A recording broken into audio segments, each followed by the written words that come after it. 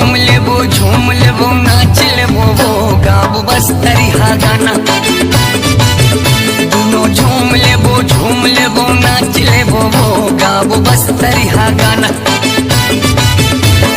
मैं शहर के रानी बाबू का बताऊं तोला, मैं जाऊं जंगल झाड़ी डर लगते मोला। मैं शहर के रानी बाबू का बताऊं तोला, मैं जाऊं जंगल झाड़ी डर लगते मोला। मोला नहीं आवे रे तू हर बस्तरी हा गाना। मोला नहीं आवे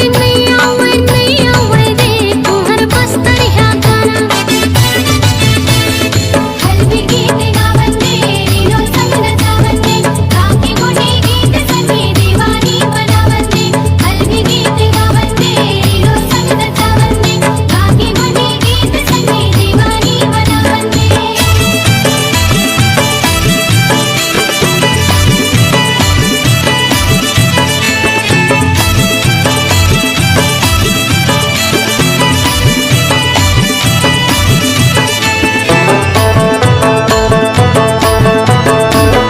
मिले आवे तैहा गोरी सराई के छैहा। संगे साथी नहीं है कोनो कैसे आऊं भैया। रास्ता मोर देखत रही बिल गया हूँ मैं हाँ। जोरे जोरे जाबो संगे दोनों जान भैया।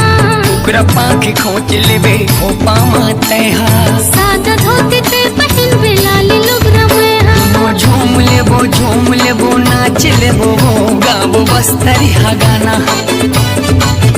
दोनों झूम लेबो नाच लेबो वो गाबो बस्तरी हा गाना।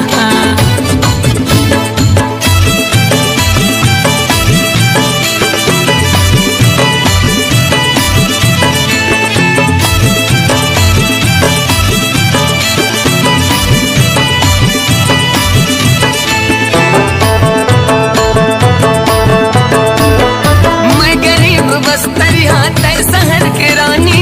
तोर मोर बन जाही मैया के कहानी। बड़े सुघर लागे मोला तोर मीठ बानी। चूड़ी पहना के मोला बना ले दीवानी। लाली बिंदिया लाली चूड़ी तुरबला हूँ मैं हाँ।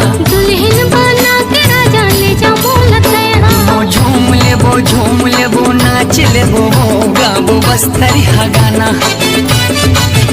दोनों झूम लेबो नाच लेबो जी गा के बस्तरी हा गाना।